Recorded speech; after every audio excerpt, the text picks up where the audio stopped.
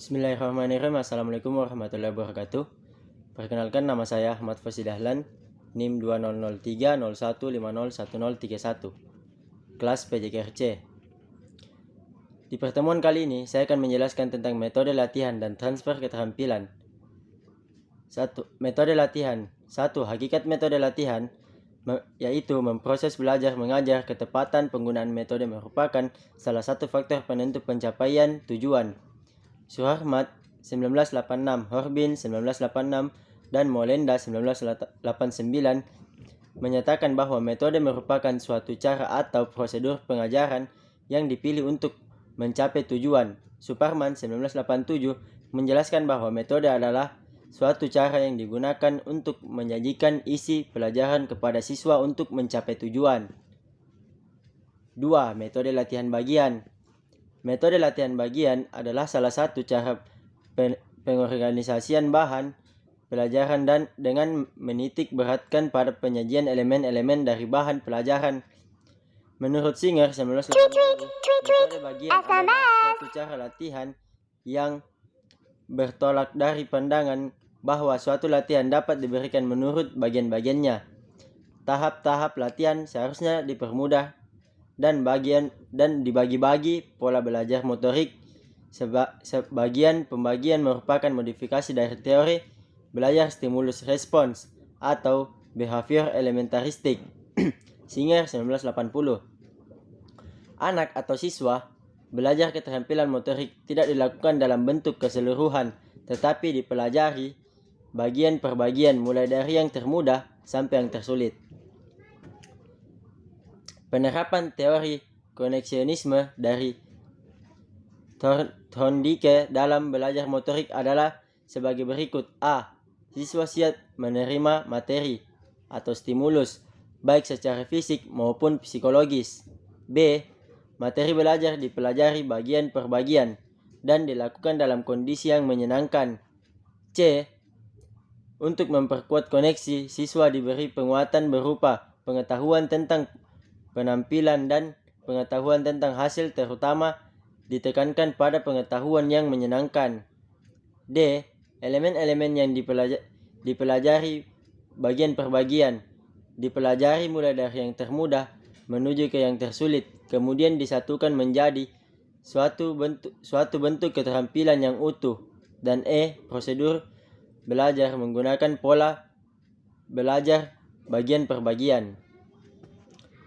3. Metode latihan keseluruhan. Metode latihan keseluruhan adalah metode yang menitik beratkan kepada keutuhan dari bahan pelajaran yang ingin disampaikan. Metode keseluruhan mengenalkan teori Gestalt. Menurut Chauhan 1978, belajar yang mengacu pada teori Gestalt adalah belajar dengan melihat pola dan organisasi bagian-bagian ke dalam suatu keseluruhan yang berada di dalam suatu situasi permasalahan. Selain itu, dapat mengamati stimulus dalam keseluruhan yang terorganisasi, bukan dalam bagian-bagian yang terpisah. Bagian yang dipelajari hanya bermakna dalam rangka keseluruhan. Menurut Singer 1980, Lutan 1988, metode keseluruhan adalah lebih menguntungkan bila kegiatan itu lebih sederhana dan tersusun dengan baik. Menurut Bauer dan Hilgard 1981, pola pengamatan metode keseluruhan selalu tertuju pada keadaan sederhana, keadaan seimbang, keadaan yang stabil, dan segala kejadian mempunyai tujuan. 4. Method practice. Pengaturan giliran dalam latihan merupakan salah satu faktor yang penting. Hal ini menyangkut peningkatan penguasaan gerakan. Dengan pengaturan yang baik tepat, maka dimungkinkan siswa atau atlet akan lebih mudah meningkatkan keterampilan yang telah dimiliki. Pengaturan giliran ini erat kaitannya dengan beban belajar atau beban latihan yang akan dihadapi. Method practice adalah prinsip pengaturan giliran dalam latihan di mana atlet harus melakukan gerakan secara terus-menerus tanpa diselingi istirahat. 5. Distribute practice adalah prinsip pengaturan giliran dalam latihan di mana Diadakan pengaturan waktu untuk latihan dengan waktu untuk istirahat secara berselang-seling. Di sini dipertimbangkan waktu untuk istirahat sama pentingnya dengan waktu untuk latihan. Penggunaan waktu istirahat secara memadai bukan merupakan pemborosan waktu, tetapi merupakan bagian penting di dalam proses belajar gerak untuk memperoleh pemulihan yang cukup. 6. Latihan mental. Oxedin 1984 menjelaskan bahwa kecekapan teknik dapat juga ditingkatkan dengan mental rehearsal atau mengulang kembali dengan mental. Dengan mengamati orang lain atau dengan cara memikirkan cara pelaksanaan gerak itu, latihan mental digunakan untuk membantu melakukan introspektif atau latihan yang tidak terlihat yang berlangsung dalam diri individu. Smith 1988 mendefinisikan latihan mental atau mental practice, suatu metode latihan di mana penampilan pada suatu tugas yang diimajinasikan atau divisualisasikan tanpa latihan teknik yang nyata.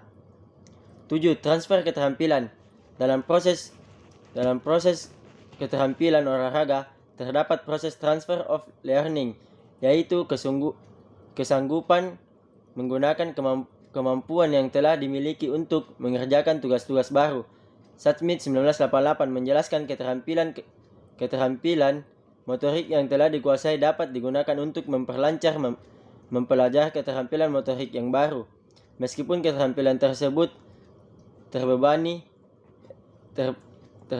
sepak bola dapat ditransfer untuk belajar bermain sepak takraw. Kemampuan bermain tenis lapangan dapat ditransfer dalam belajar bermain bulu tangkis dan sebagainya.